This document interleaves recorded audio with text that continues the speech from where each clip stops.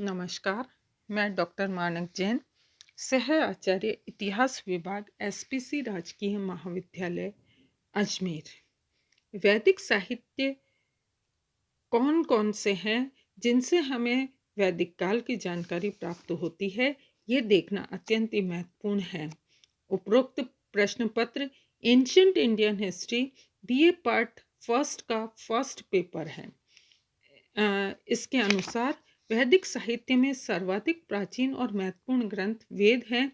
वेद शब्द संस्कृत के विद धातु से बना है, अर्थात जानना या ज्ञान प्राप्त करना। वेद चार है: ऋग्वेद, सामवेद, यजुर्वेद और अथर्ववेद। प्रत्येक तीन वेदों को संयुक्त रूप से त्रयी कहा जाता है। प्रत्येक वेद की अपनी संहिता है तथा प्रत्येक संहिता से संबंध ब्राह्मण, आरण्यक और उपनिषद ग्रंथ हैं। ये सभी वैदिक ग्रंथों की श्रेणी में आते हैं। सर्वप्रथम हम चार वेदों का अध्ययन करेंगे और चार वेदों में पहला वेद है ऋग्वेद। ऋग्वेद आर्यों का प्राचीनतम ग्रंथ है।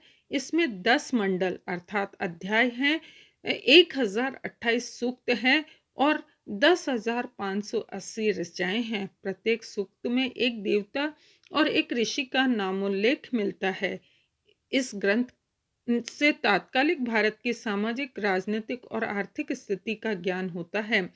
ऋग्वेद के सभी सूक्त एक ही काल के नहीं हैं। इनकी रचना भिन्न भिन्न कालों में हुई है। इसमें कुछ सूक्त ऐसे भी हैं जिनमें तात्कालिक युद्धों और मानव के आचार विचार का वर्णन मिलता है। दूसरा ग्रंथ है सामवेद। सामवेद में त्रैगेय अर्थात काव्यात्मक ऋचाओं का संकलन है। इसमें 1801 मंत्रों में से केवल 75 मंत्र नए हैं, बाकी सभी ऋग्वेद से लिए गए हैं। इसके मंत्र यज्ञों में देवताओं की स्तुति के समय गाए जाते हैं। तीसरा है यजुर्वेद। यजुर्वेद में यज्ञ संबंधी कर्मकांड और अनुष्ठान पद्धतियों का संकलन किया गया है। ये गद्य रूप में मिलता है। इसके दो भाग हैं, शुक्ल यजुर्वेद और कृष्ण यजुर्वेद। इसमें 40 अध्याय हैं। अंतिम अध्याय ईशोपनिषद है, जिसका विषय कर्मकांड न होकर आध्यात्मिक चिंतन है। नेक्स्ट चौथा ग्रंथ है, चौथा वेद है अथर्ववेद। इसमें 20 मंडल, 731 सूक्त और 6000 मंत्र हैं। ऐसा माना जाता है कि इसकी रचना अथर्व ऋषि ने की है। इस वेद में वर्ण्य विषय में ब्रह्म ज्ञान, धर्म, समाज निष्ठा, औषधि प्रयोग, शत्रु दमन, रोग निवारण, तंत्र मंत्र, टोटका, जादू, प्रेतात्मा, दुरात्मा, लोक विश्वास आदि का वर्णन है। इसके अलावा दूसरे वैदिक साहित्य है ब्राह्मण ग्रंथ। ब्राह्मण ग्रंथों में वैदिक संहिताओं के मंत्रों की गद्य में व्याख्या मिलती है। इसमें ऋग्वेद से संबंधित विभिन्न अनुष्ठानों और कर्मकांडों का विवेचन मिलता है।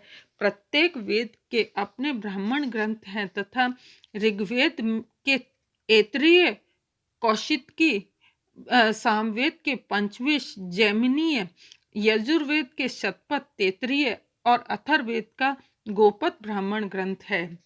तीसरा साहित्य है वैदिक साहित्य आरण्यक ग्रंथ। ब्राह्मण ग्रंथों के पश्चात आरण्यक ग्रंथों का स्थान है।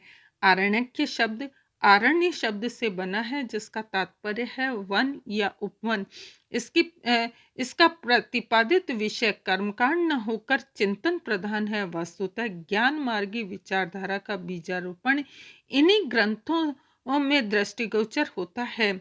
ऐतरेय आरण्यक, तैत्तिरीय आरण्यक, बृहदारण्यक और छंदोग्य आरण्यक प्रमुख आरण्यक ग्रंथ हैं। अगला चौथा वैदिक साहित्य है उपनिषद।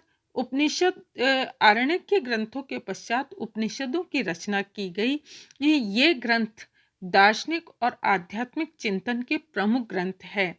वैदिक साहित्य का अंतिम भाग होने के कारण इसे वेदांत भी कहा गया है। इस ग्रंथ में ब्राह्मण ज्ञान तथा आत्मज्ञान की विस्तृत चर्चा की गई है।